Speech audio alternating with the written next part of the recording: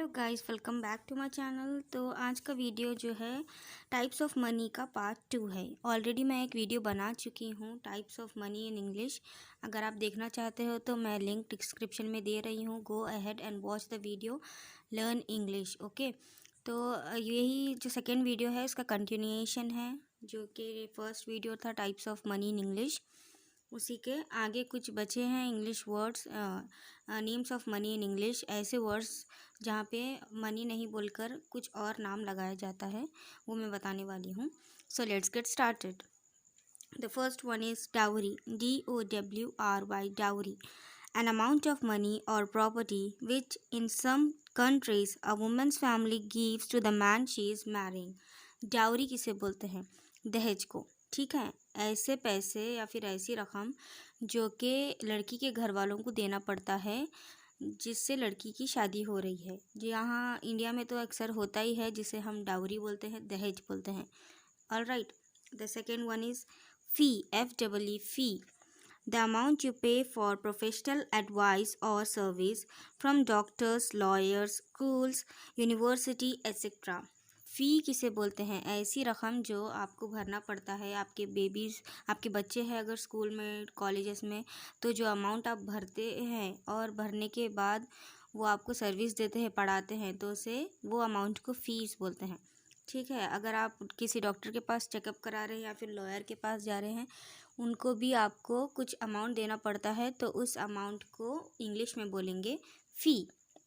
Then tax, TAX, tax, the money that you have to pay to the government so that it can provide public services. ऐसे पैसे जो आपको government को देना पड़ता है, टैक्स बोलते हैं उसे। ठीक है, हर चीज़ लेने पर उसका टैक्स लगता है। थोड़े से जो पैसे बच जाते हैं वो जाते हैं गवर्नमेंट में। गवर्नमेंट वो पैसे लेकर पब्लिक सर्विसेज प्रोवाइड करती है, उस अमाउंट को बोलेंगे tax, TAX, tax. DEBT, debt, debt, यहाँ पे बी साइलेंट है तो ये प्रोनाउंसिएशन होगा debt. An amount of money that you owe to somebody, कर्ज को इंग्लिश में डेट बोलते हैं। ऐसे रकम जिससे आप किसी के पास से कर्ज लेते हैं, उसको इंग्लिश में बोलते हैं debt. Profit, PROFIT, profit, the amount that you make when you sell something for more than it cost you. अब प्रॉफिट किसे बोलेंगे? फ़ायदे को। ऐसा अमाउंट जो अगर आप किसी चीज़ को ख़रीदे हैं और किसी और को उससे ज़्यादा अमाउंट में बेच रहे हैं, जो बच जाएगा अमाउंट, उसे बोलेंगे हम प्रॉफिट। फ़ायदे को इंग्लिश में बोलते हैं profit. Interest, INTREST, interest, interest is the monetary charge for the privilege of borrowing money. Interest किसे बोलते हैं? जो सूद होता है, अगर कोई किसी के पैसे बोरो करे हैं, वो बोरो करने पर आपको उसके साथ कुछ एक्स्ट्रा अमाउंट लगा कर देना होता है, तो उसे इंग्लिश में इंटरेस्ट बोलते हैं। ठीक है, सूद को इंग्लिश में बोलेंगे interest. Scholarship, SCHOLARSHIP, scholarship, an amount of money that is given to a person who has passed an exam or won a competition in order to help for his or her studies. Scholarship दिया जाता है government से या फिर school से, अगर students पढ़ने में अच्छे या फिर कोई कंपटीशन जीत जाते हैं, तो उस रकम को इंग्लिश में बोलेंगे स्कॉलरशिप।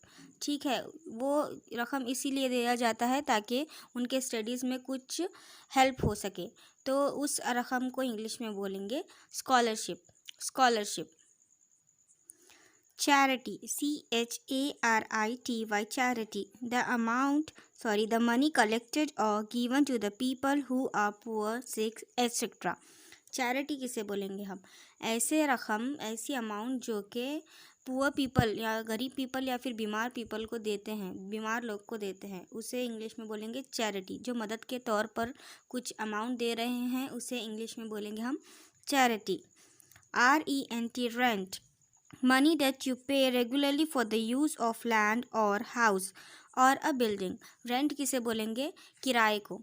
ऐसे रकम अगर आप किराए का घर में रह रहे हैं तो उसका आपको मनी देना पड़ता है, तो उस मनी को रेंट बोलेंगे। किराए देने को इंग्लिश में रेंट बोलते हैं, या फिर वो हाउस का हो, बिल्डिंग का हो या फिर लैंड का हो। Bribe, B-R-I-B-E, bribe, money that is given to somebody, such as an official, to persuade him or her to do something to help you that is wrong or dishonest. Bribe किसे बोलेंगे?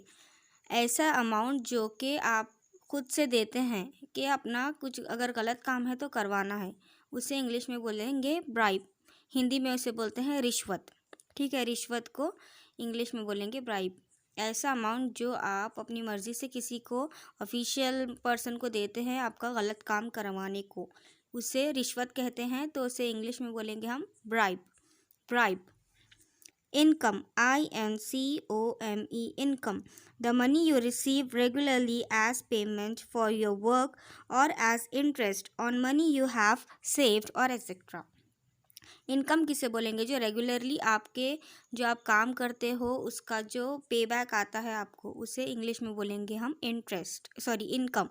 या फिर आप ऐसे money save करके रखे हैं, उसका इंटरेस्ट आ रहा है हर महीना या फिर हर हफ्ता, उसे इंग्लिश में बोलेंगे इनकम।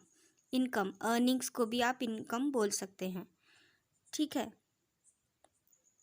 आई होप गाइस आपको इन्फॉर्मेशन अच्छी लगी होगी। अगर आप अभी तक मेरे चैनल को सब्सक्राइब नहीं किया है तो प्लीज़ चैनल को सब्सक्राइब कीजिए, और इन्फॉर्मेशन अच्छी लग रही है तो लाइक करिए और आगे भी शेयर करिए। Thanks for watching.